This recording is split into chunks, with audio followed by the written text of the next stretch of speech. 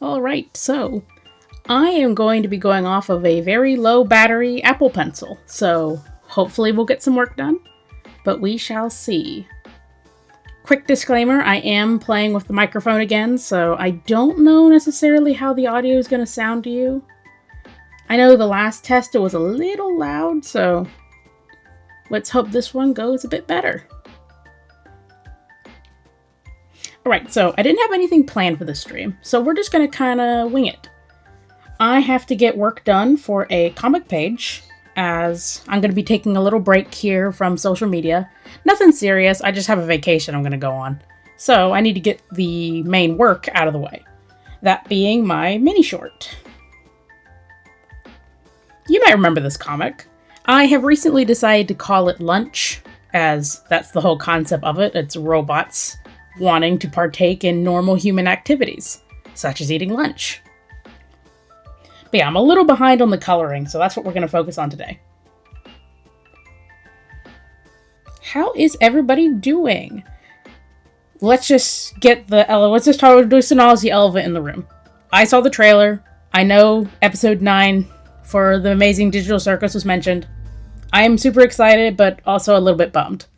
Let's talk about that while I get the colors.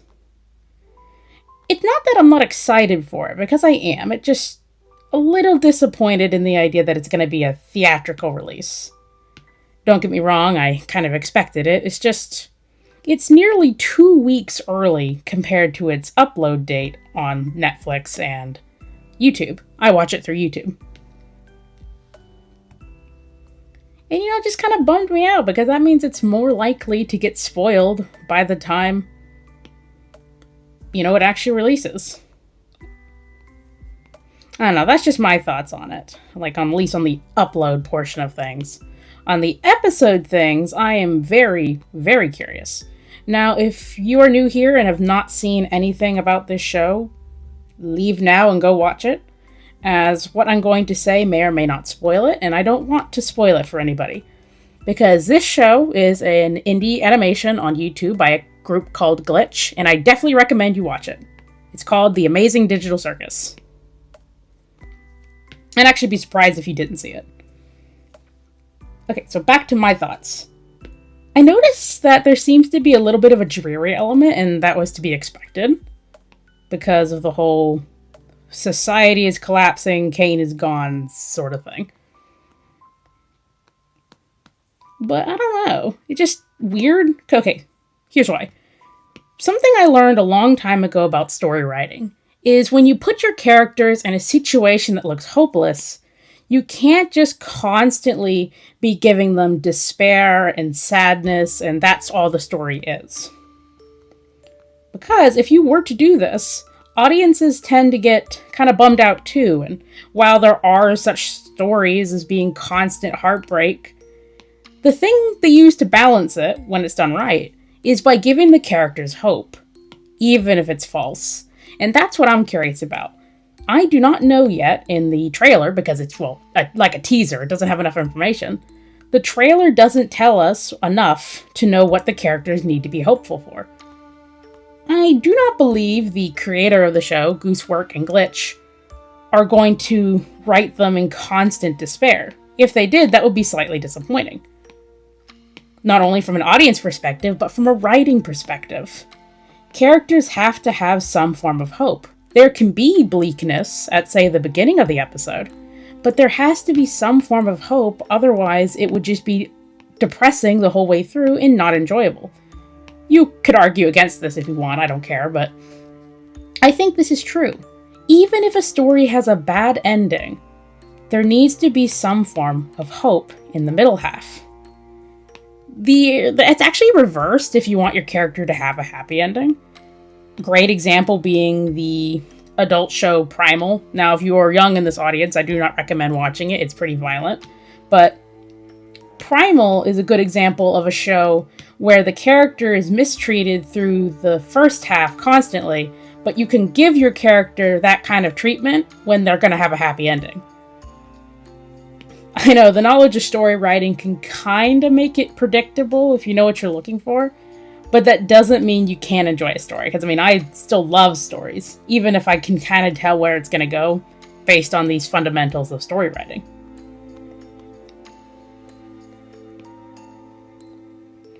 But isn't it strange, though, that we have rules for this stuff? I mean, I get it. If we didn't have, like, a foundation, nobody would know what to grade, and maybe that's the reason why these starting points were created. But a lot of it is also done through audience retention, how the audience perceives the story, and they get a lot of that feedback from it. Oh, another great example of this is the plot method, where a character has a plan. Usually it's in heist movies or action movies where they're about to fight the bad guy. You'll notice one of two things. If the plan is going to work, they usually don't say it out loud. You might get a step or two just so that we don't get lost as the audience. But they won't say the whole thing out loud. That's the way you'll be surprised when something looks like it's about to go wrong, but it was actually all part of the plan. However, if they tell you the plan from point A to point B, this happens, so this must happen, and because this happens. Oh, hi, fantastic DC2. Yeah, I'm not great at advertising the live streams. I just kind of get on whenever. I do try and aim for like 3 in the evening, but we may or may not move to a Saturday schedule at some point. But that is a problem for future me. We're sticking with Fridays because most of my Saturdays are busy. Where was I? Oh yeah, planning. When the characters give you the full plan in a movie, the typical route they use this for is the idea that the character, the writer wants you to know that something is about to go wrong. That is why they give you the whole plan, so that you can watch it unravel. Even if the characters don't realize it yet, you know everything's falling apart. So yeah, it's a little bit of storyteller secrets.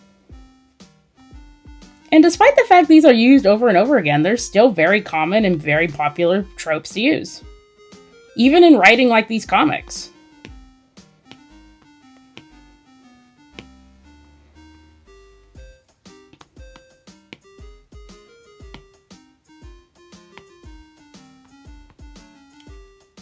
Another thing that they use in tropes for writing is characters. Now, I'm not so good on characters.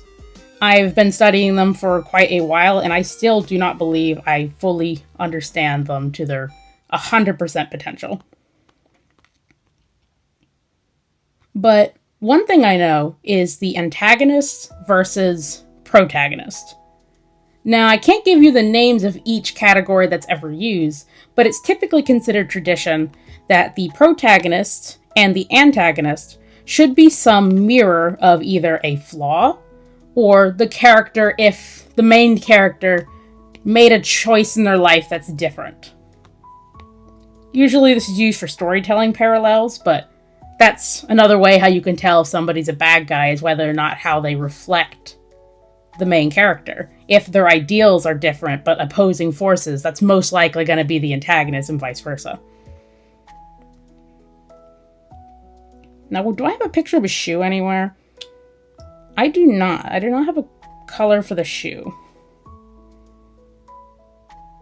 Hold on, we probably could go grab it. Here we go. This is the first page for that comic, called Lunch. A little thing I like to do is come back and grab colors from other pages if I don't have a character sheet. I really should get a character sheet, but hopefully that will be the only time we have to do this. No, hold on, I need to go grab something. Got a text on my phone.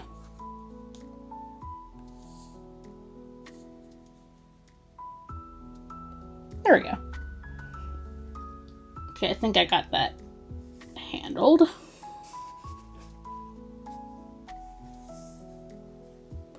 Okay, what am I...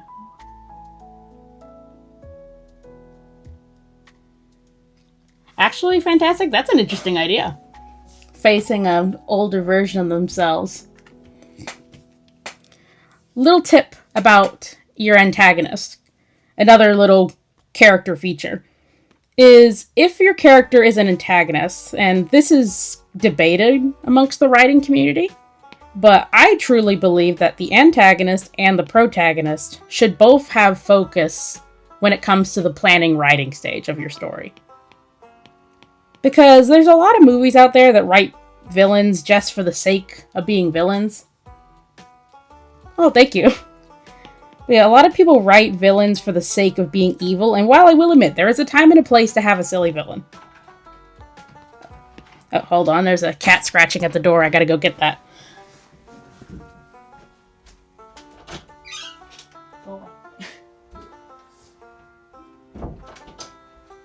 Sorry about that, the cat wanted in. Turns out, though, as soon as I opened that door, she walked away. Typical.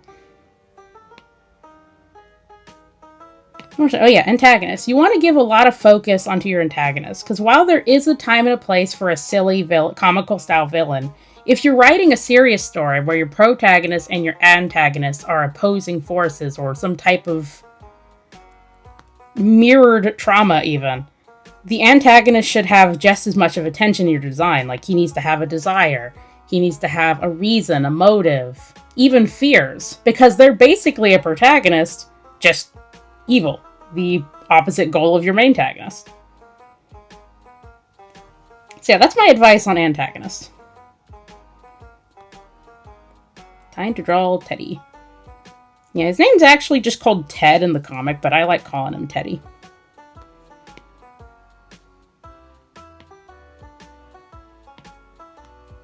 I think that's all the movie writing tropes that I'm aware of that actually have formula. The others don't necessarily have any straightforward formula. Because the other ones are just obvious, like for instance, the Romeo and Juliet plot. Everyone knows how that's going to end.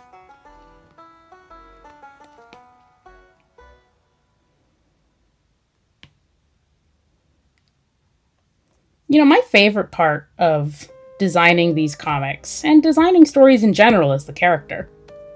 It's something that I do truly believe that movies nowadays do not focus on as strong as they should. Most of the time when you go into the theater, or you're pulling up a movie online, you're going to have a story that's based A to B. Just your plot. And I'm not saying that's bad. You can have a story that focuses just on plot. A lot of movies actually do that, and can still be good. Just, in my opinion, when it's come to storytelling, I found that stories that focus deep on character have a lot more value, not just to their audience, but into the general sake of writing.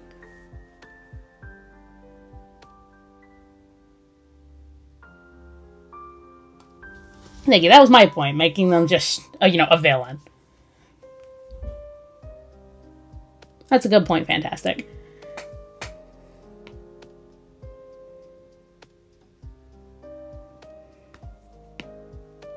But yeah, characters are very important to a story when they're written in a way that they feel real. And that's something that I've been studying lately, both for my own creative exploration, but just in the general idea of writing better characters. I want to find a formula, like a detailed instruction even, of how to make your characters feel real. And I know there's videos out there, and even books if you were to look them up, about how to write a character. But I feel like I've come across something that feels truly unique to me. And I don't have a name for it, I've just been calling it real characters. But I'll explain using... I'll explain using one of my own characters. He will be in this comic, mini short. Not today, but later. His name is Clay. And something that stuck out to me about Clay after the whole writing portion is he feels relatable, realistic, and perhaps part of this just comes from the idea that he's based off some of my own writing abilities and some of my own struggles in life. But it's hard to put into words. But when a character feels unique to a point that if you were to put them in a lineup against all your other cast members in the story, and they just stand out, that's different to me. Like, well, again, we'll back to Clay. Clay, when I put him next to my other 4 characters, Alistair, Pearl, and Clover, he just seems the most real. There's genuine hurt, there's genuine emotion, and there's genuine flaws in his character that do affect those around him. And I'm trying to find a guideline to that. I'm trying to figure out what made him stand out. Because it's not like I haven't tried to use some of those formulas on my other characters. I just realized I forgot Rob's hair color, so we're going to add that in real quick. But yeah, I don't really know what made him stand out to me. Another great sign to me that he's genuinely has something there is how good of a character he is. Not only just to write, it feels good to write him, but it also hurts to write him. There's been moments where I'd write something from his point of view, and I would genuinely tear up. I don't know if I'm a sensitive person or not, but yeah, I hope to have a guideline one day about how that managed to be made, because I still don't know. I only really have 4 characters who I would consider are at the same level as Clay, and I've been making characters for a little over a decade, maybe. Oh, we do not have the binoculars. We're gonna have to go grab the color for that, too. Oh, wait, nope, we got one here on the character sheet. Lifesaver.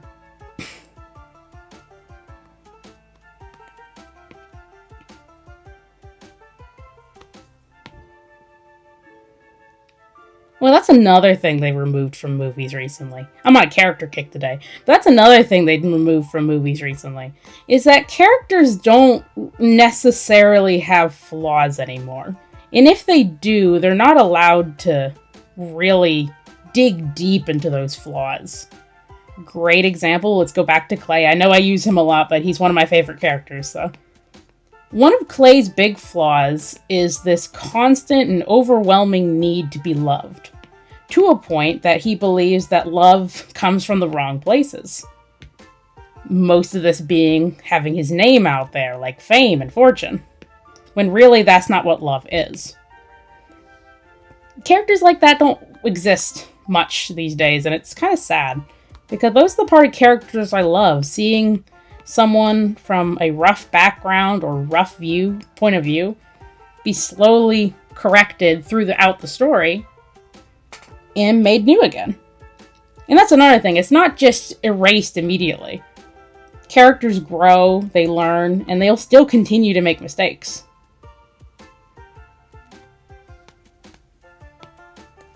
But yeah, movies, at least the ones I've seen, seem to forget that. They either don't focus on the character at all, and are just baseline. The character needs to be whatever the story needs them to be. Or the character is so outrageously perfect that it takes away from the entire movie. It's just unrealistic at that point. And I don't even know why they're doing that to character. Whoops. Let me fix that. I don't even know why they're doing that, to be honest, because you don't get anything out of it.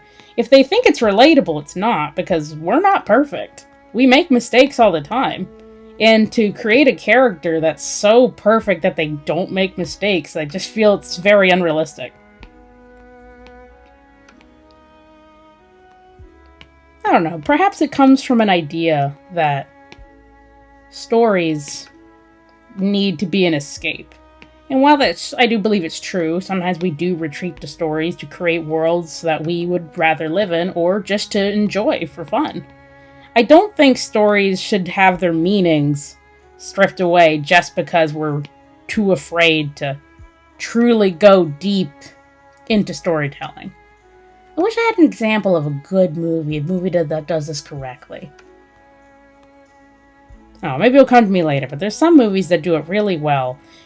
And you know that's done well when you come back, say, a few years later, and the movie is still good. It isn't something that you would be rolling your eyes at. It's something that you genuinely still have a feeling for.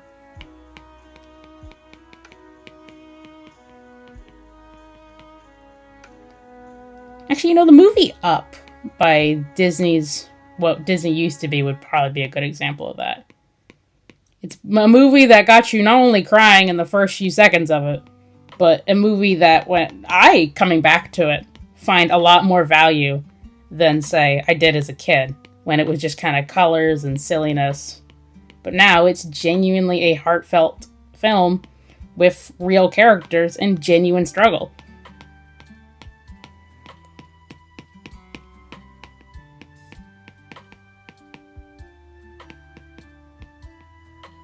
I don't actually know what color Ted's hair is. I've just been using a dark because it looks nicer to me, but it just kind of takes it away from being the same part of his head. Makes it look like hair. I'm probably going to fix that mouth here soon because I don't like how it looks, but I think we'll start with the robots because they're going to take a while. We got a lot of robots to color.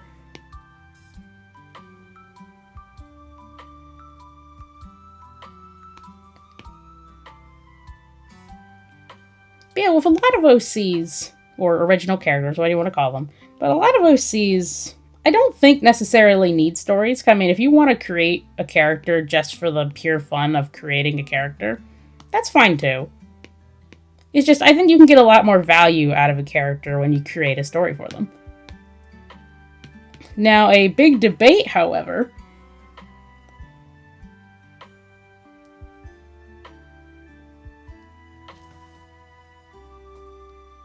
yeah, fair, I can't either. I can't think of like a super amazing story right now. But yeah, people create characters not necessarily for a story, and that's fine. A big debate, however, is whether or not what comes first, the design of your characters or the story being designed around your characters.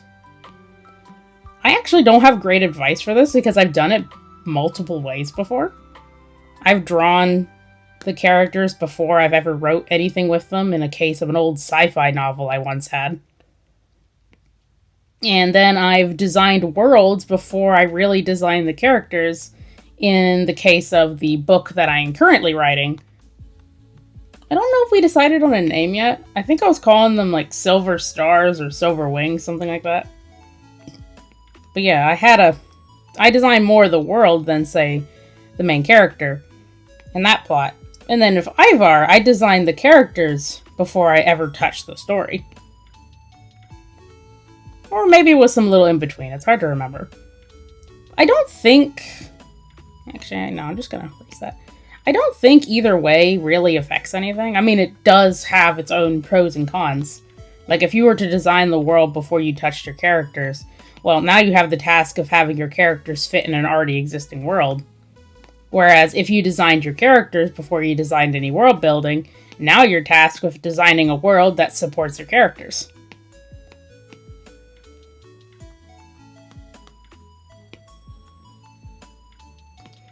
Ivar, the story where the mini short where this comes from, Ivar's kind of like a mix, in my opinion. Because I designed the first two characters, Alistair and Clay, right off the bat. They starred in the very first short I wrote, and then starred in the first few comics I ever designed. But their characters wouldn't really come into fruition until... I think when I wrote that one short in a journal. Because in the beginning of Ivar's early life, it was debate between whether or not it was going to be a comic or a book. Obviously, comic won in the long run, but the book, I don't regret making it, as I do believe a lot of that story is what kind of forced me to look into their character rather than just say the world. Okay, so this is what we had. We had characters, and I had a plot now. I knew I wanted Clay and Alistair to go on this big quest to stop this bad guy who's somehow related to power outages in the city. And that in itself could have been a story. But I had this idea of introducing the characters Pearl and Clover in that story as well. And I don't know if it was just the idea that I didn't want them to just be supporting characters, or I wanted something more from the character, like maybe I had ideas for Pearl, I'm not quite sure. It's hard to get back in the headspace of what it used to be. But all I know is it was like the second chapter when I was writing, and I realized that this story is going to have to be a lot more heavy on character focus than just the going out and stopping the bad guy, like a traditional superhero comic. Honestly, I think it was the best decision I ever made, because in exploring the character, I found out not only more about Clay's background. Yeah, that's a good idea too, Fantastic. Using personalities. I was just about to get to that. Yeah, exactly. When you have a personality for a character, that's what I found with Clay in the early draft. It made it easier to know how he would respond now to his plotline. Great example being the stereotypical, we're going to go out and fight the bad guy. It would have stayed that way, but now with the new personalities, we now know that all 4 characters have their own opinions on the bad guy. Some of them being more headstrong, and others being more wary of him. Some even have history with him. But how they respond to this villain now is going to be different, all depending on the personality.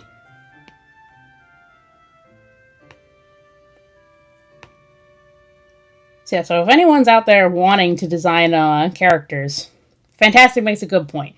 Using a personality for the character is a great start. It not only helps you in the writing department, but also makes it easier in the design area too.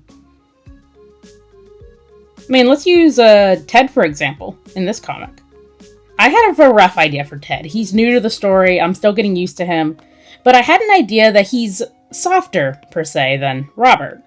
Robert is the crazy maniac designing robots to rule the world, stereotypical mad scientist stuff. But what makes Ted differ from him is that he's not just a henchman doing what Robert wants him to. He's genuinely a sweet guy who feels bad for the situation that Robert has gotten himself in. And because of their lifelong friendship, he's still devoted to spending this time with Robert, even if it is trying now to use robots to take over the world.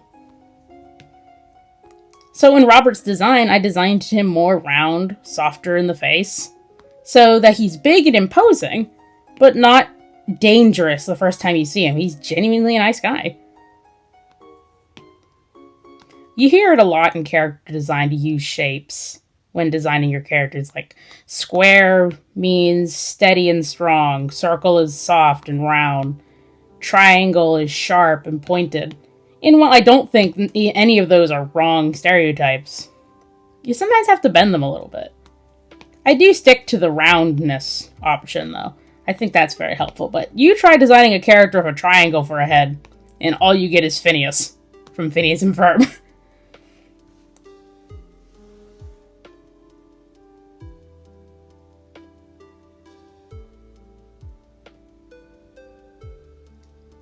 Alright, we'll call you Fan. I think it'll be easier on me so I don't have to say Fantastic the whole time. Thank you. But yeah, it also changed the way I looked at the villains as well. They aren't just, well, not always. You will get a couple villains that are just brutal and want to harm the city of Hope Harbor just purely because. But occasionally, there's a villain who's a villain because he feels, in some way, that what he does is justified. The villain in that one story I made with Clay and Alistair, not the first story I wrote, but the first long, serious story.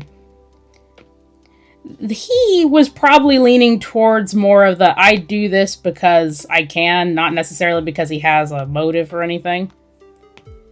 But I will admit, he does seem to reflect some type of need for power.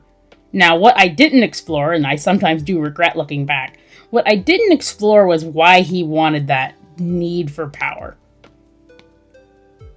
That right there can make an entirely different villain.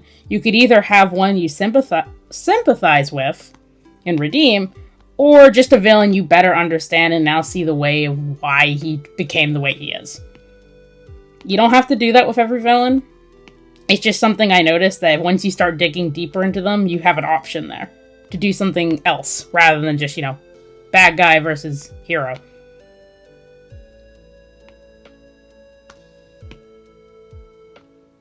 I actually didn't put too much thought into the little robot guys in this. Mainly because they don't necessarily have a personality, though I could argue that as well, but yeah, they don't necessarily have any serious personality. So I just tried to keep them all kind of lookalikes. That could have story relevance. I'm not going to say whether or not that is because I don't know. But the main goal behind the robot's design is to look small, compacted, and handmade, as Robert made these in a lifelong pursuit to achieve this sentient AI type robot that he could use with the intelligence of a human. However, I will admit, something that did factor into their kind of boxy shape is the idea that they're meant to be like children. They have like the mentality of a 3-year-old. So I wanted them to be stubby and short. I will admit, you might wonder how on earth they would be able to do anything. Like, I don't know how Robert was planning on... Yeah, they're like Minions for him. Fan, but yeah, I don't know if he was how he expected them to do anything for him because how small they are.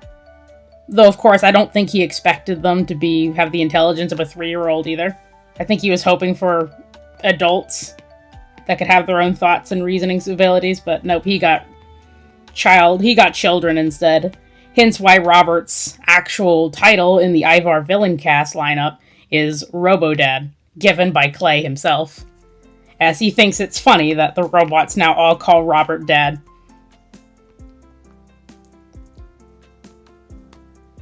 Each of these robots also have names.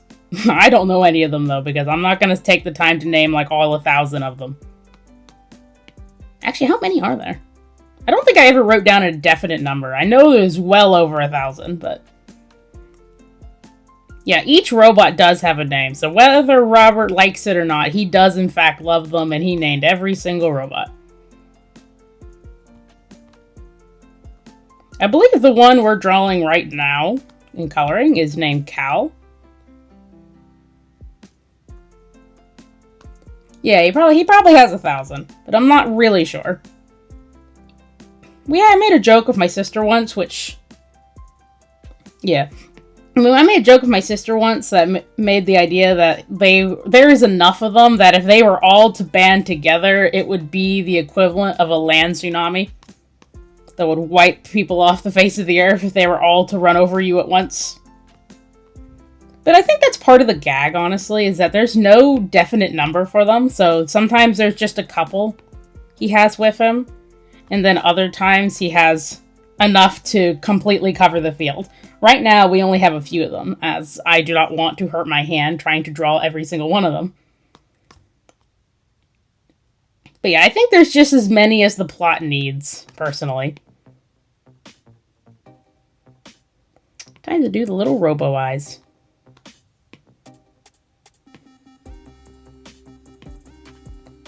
Well, yeah, the green's important too, though while it doesn't mean anything story-wise, I designed them green specifically for an art piece I want to do at some point. I hope one day it will be the promotional art for Robodad's, or Robert, if you want to call him that, but Robodad's official release in a mainstream comic. Because I have ideas of releasing large comics one day, but we're going to stick to the short ones for now. But I like the idea of using green, as green has always been associated with kind of negative feelings. Villains. If you look back in Disney's old movies, green was used a lot to represent envy and malicious thoughts of the villains during their musical numbers. Red was also a very popular choice.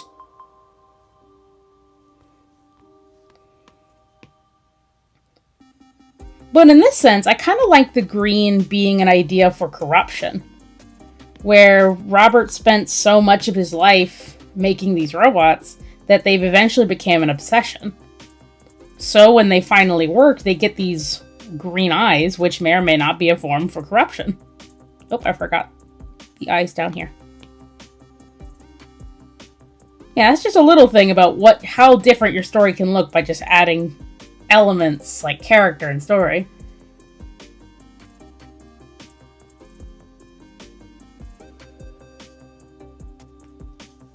I mean, we could split them up. I think what he does in my opinion, fan. I think what he does is he brings out as many as he thinks he needs in a given moment, because he has a warehouse somewhere where he keeps all of them. I think he brings some out he thinks he needs, but if he wanted to, he probably could call every single robot he's ever made together, but probably doesn't want to, because you gotta remember, they're like toddlers, so if he let all of them go at once, it would be the equivalent of trying to run a daycare of one employee. Though in fairness, I guess Ted's there. He could probably help. Check a message real quick. Alright, we're good. I get notifications from YouTube a lot about the stream's health. Yeah, exactly, fan. Chaos. It would be pure chaos if all of them were let out at once. So yeah, he only brings as many as he needs here. So I think in this case he brought 1,000. Because their goal in the mini short right now is to disrupt a... It's like not a carnival. I think it's a concert, actually. Yeah, if I remember the first page correctly, I think it's some type of concert. So I think he has 1,000 of them. But currently, in the comic, Ted is turning all of them on right now. So the few we see are the ones that were activated.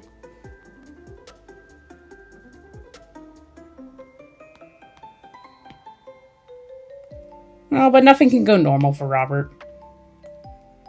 He wanted sentient, intelligent robots. He got children.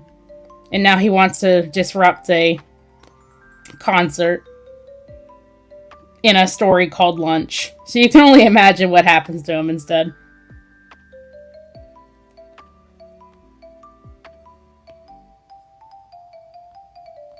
Something I tend to forget, though, is the little eyes. Because they have these little light eyes. Yeah, poor Robert. Do I have the light color for their eyes here? I do not. Okay, so I'm gonna have to create it myself. Yeah, I don't always do this, but I like the idea of their eyes being lighter in the center than the outside. Kind of breaks it up, but I don't always remember to do it. Yeah, I typically only do it for the panels that are close. Oh, we forgot an antenna. There we go. Now just to get the teeth.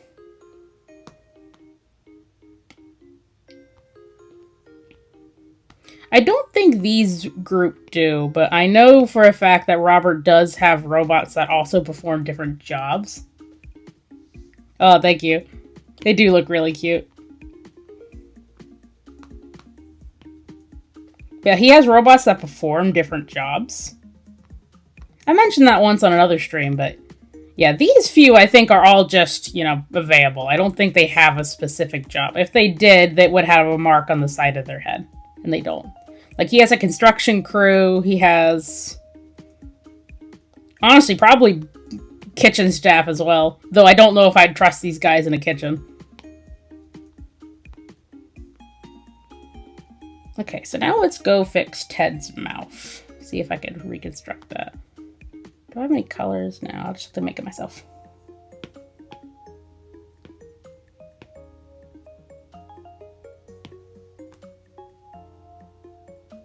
Do they have a flamethrower one? Honestly, I'd like to believe that, Robert would have wanted one to have a flamethrower, but it was Ted that probably told him, do you really want your children to have access to a flamethrower? So if one did have a flamethrower, I would probably argue that they are probably the only one that has a flamethrower, because if you gave every single one a flamethrower, it would be also chaos. There we go. I thought this looked weird. I'm going to fix it. That's better. Also, I'm going to erase the tongue. We'll redraw that too. The wonders of art. But yeah, there may or may not be one of a flamethrower, but I don't know whether or not Ted would have let that slide. Because he knows that everything goes wrong for Robert. So if one had a flamethrower, it probably would just backfire on them. No puns intended. There we go. Now, I don't really feel like looking up a flower exactly for this little robot here in the corner, so I think we'll just give him a yellow flower.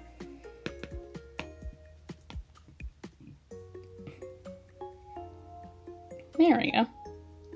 A little yellow flower. Kind of looks like a sunflower, but way too tiny.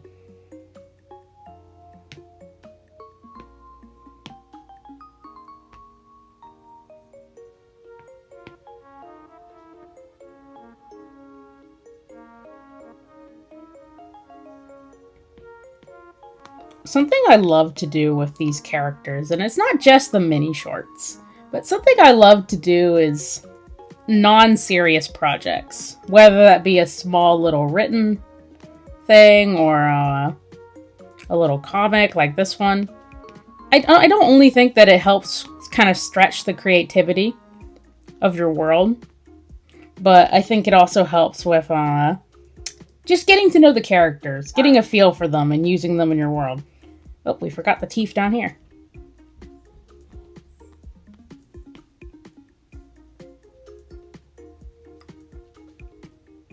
Great example is something I like to do is I like to make use random story prompts and give myself maybe 4 to 5 minutes to write something down on paper. Of course, I don't expect to get anything actually done, as that is a very short time frame to write something. But the silliness of it was always very enjoyable. Because sometimes you could try and take it seriously and just get cut off as soon as the time ends, or you could be as silly as you want just to enjoy the idea that you are writing something. Of course, nowadays it's harder to find a story generator that I like. A lot of them are now AI, and I don't know if I really want to use AI and stuff, because I don't really care for it in art. So I don't really like the idea of supporting it in anything else. It just means more brain power on my end. Now I gotta come up with the ideas myself.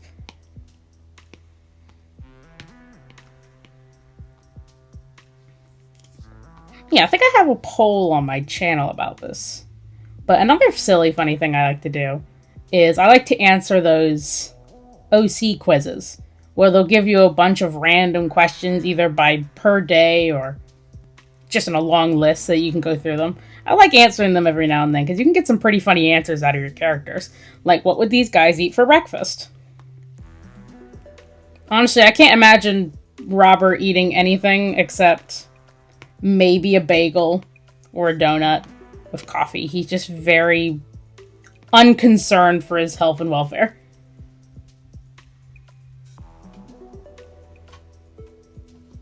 Yeah, exactly. AI just seems to kind of take over and remove stuff. So I don't know if I would really necessarily want to support it in anything, even as small as a story prompt. I wonder what color we should make this can. I think I'm going to make it red, just so that it kind of sticks off the background and we can tell he's holding something. But I don't imagine Robert eating anything except maybe a donut, coffee, and a bagel. Ted, on the other hand, he might try and make a full breakfast, like eggs and bacon, but knowing these little robot children, I'm sure they would probably ask for some too, which then would turn into an entire breakfast nook. Yeah, fan, I can see him maybe liking some fried eggs. Though I'm sure that's probably only at the expense of Ted telling him that you will not survive if you don't eat food. You need to eat real food. Okay, let's draw some of these for some of these characters. Now, these are just background people, so I'm not gonna worry too much about what they look like, but they are seeable on the panel, so I gotta have them wear something.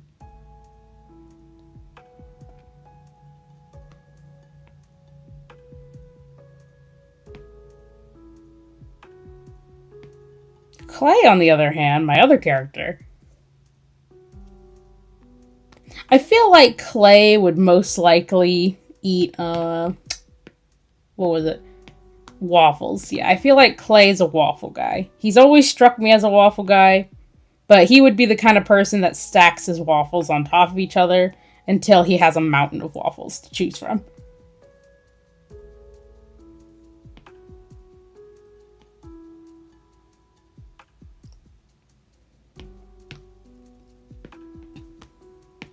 Alistair, on the other hand, I'm actually not sure if he would even eat breakfast, unless someone told him he should.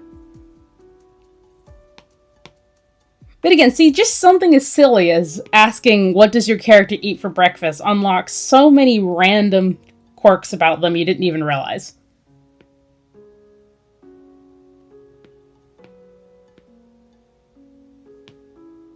Yeah, I like the skin color.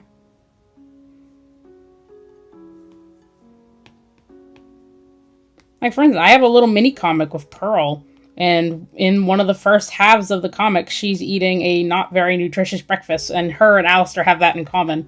They just concentrate so much on work that they don't necessarily feel like they want to spend the energy or the time getting a proper breakfast. Whereas someone like Clover, who's more enthusiastic, gets up early. Yeah, Clover's the kind of person that would wake up first thing at the crack of dawn just to go on a run. She's like one of those health people.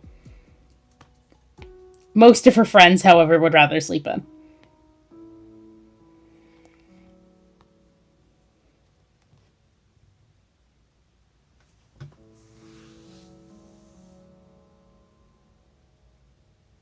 Exactly. Sometimes it's the constant drawing of something by a standard is kind of boring sometimes.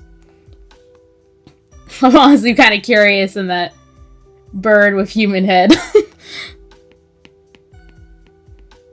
I'm a sucker for birds. I like anything with birds or deer. I don't know why, but birds and deer are some of my favorite creatures. Unfortunately, they're two of the hardest creatures to draw. That and horses. And sometimes it's just silly to play around. You never know what you might unlock, whether it be something that's extremely cursed or something really fun and silly. Okay, can you see their legs in this? I don't actually know. Let's draw down to there. Yeah, we'll just use the picnic blanket to cover up the rest, I think.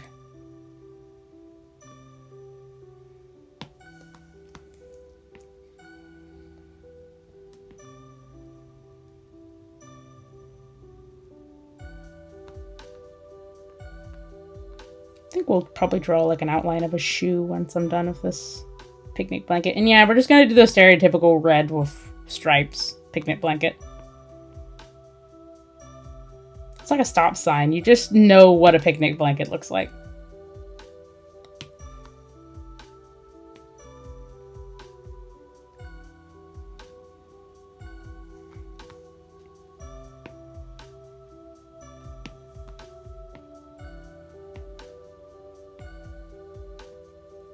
Okay, so I can't see all the patches, so I'm gonna have to probably draw at random.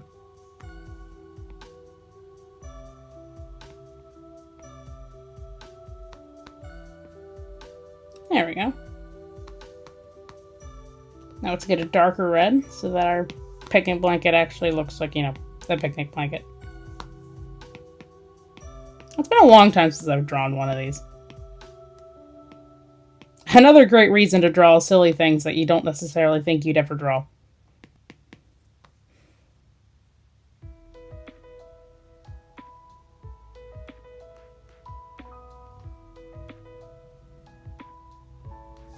Yeah, that was the tricky part I had too, fam, when it came to deer, were those horns. Because every deer species you look at is very unique. Some of them have a lot of spikes on their horn, while others don't necessarily have any.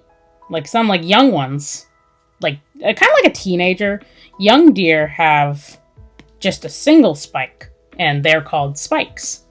While older deer can have misshapen antlers even, where they're all crooked and bent, and that usually comes from a deformity at a young age. I don't know, it's just really weird. Birdwings are also something that I struggled with for a while. I've gotten a better grasp of them as of lately, but I wouldn't still consider myself an expert.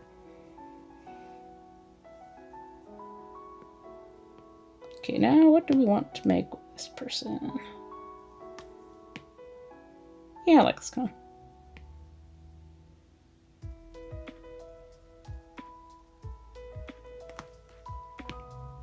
I think I've designed characters maybe once just for the fun of drawing them.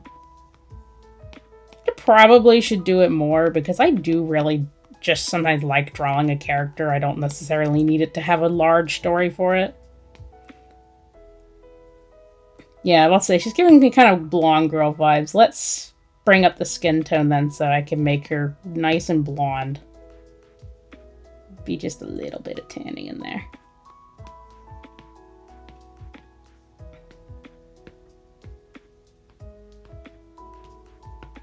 Now, I never get a good color for blonde hair. So this might take me a few tries to find the right color. Because I never like to go full yellow. Mainly because it's hard to look at, but I also don't want it to be orange.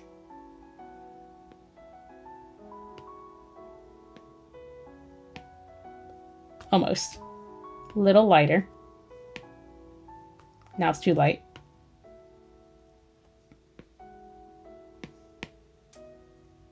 We could add just like a little bit more color to it. Perfect. We'll make this really pale blonde.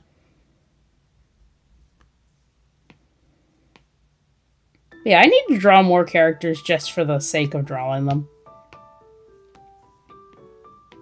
I think the last time I did this was for a cast of a story that I wasn't even sure I was going to make. I'm still not sure if I'm ever going to make anything with them. But they're all designed very unique from each other. It's like an alien story.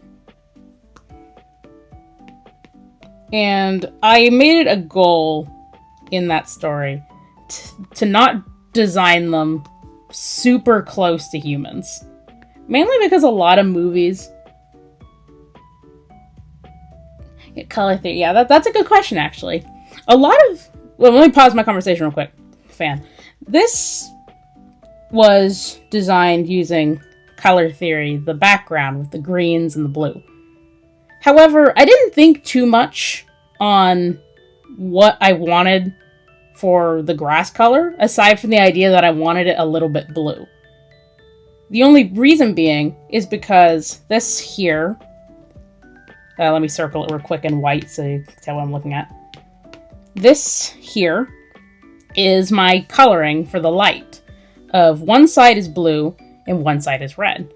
If you were to look at these colors on a harmony wheel, which is what this thing is, you'll notice that blue and red are on two opposite sides of each other. Now, this is just color theory for complementary colors. It's the only one I know how to use. But because I knew I wanted my light source to be kind of a red color, I needed a opposite for it. So that's where the harmony / complementary, whatever the word is, wheel comes in. The opposite to this red is blue. Now, this is lighter. You can kind of see here that this red is lighter, but that's because I wanted to use it for a light. But they are still on opposite spectrums of their wheel, just a little darker. And what I ended up using it for was this piece up here, and this is the best option. It's used everywhere, but this is the best option.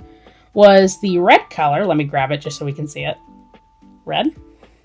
The red color would be coming from this way, and the blue color was going to be coming from this way. Kind of like a line. So that's why the grass was just tinted a little bit blue, since it was going to be on the opposite side of the red. I didn't really focus on anything else, like I didn't care what color the tree was or the sky. Well, I guess the sky had to be a little bit yellow, but I knew what my colors were for the light. So I based a lot of the character design of the background, off those colors. Now, as for the actual character, I haven't figured that out either, so... Sometimes I just throw random colors together and hope they work. Other times, I actually put some thought behind them. But I don't like to go too far from each other. Like for this one, I chose a lot of grays for the outfit. I didn't want to move too far away from using gray. Because let's say I went all the way to its opposite, this pink, well, now it's too bright and it doesn't match anymore. Or even worse than its opposite, if I was to grab green and color her green, that just looks strange. So when I design a character, I at least try and keep all the colors that are on the clothing for humans around the same color if I can help it. It's not a perfect science, but it's at least kept them pleasing, whereas I've seen some character designs which are like just random colors thrown together and it kind of hurts my eyes.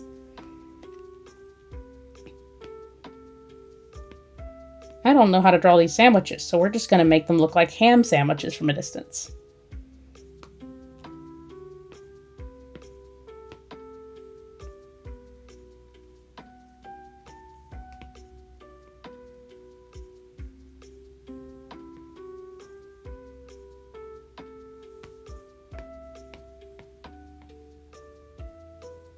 But you know, actually, that's a good reason. That's why the eyes are really bright green when we're talking about colors, is that this bright green really sticks out.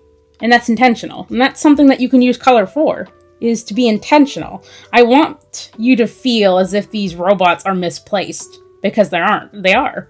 They don't fit in with their environment. The colors might, but the eyes don't. I want them to kind of stick off the page. So that's another thing you can use really bright colors for,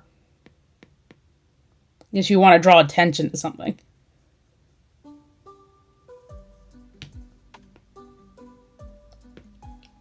Let's just make this kind of a gray. Yeah, that looks good. Gray water capsule, or maybe it holds soup. I don't know. I can't look into the contents of that picnic basket. I think we'll just finish up these colors here. Oh, and there it is, my Apple Pencil battery. I knew this was going to happen. At the beginning of stream, I began with a low battery, but I just wanted to try and get the colors done. We might have to call this early, because I can't really draw without this Apple Pencil. Let me just finish up his hand.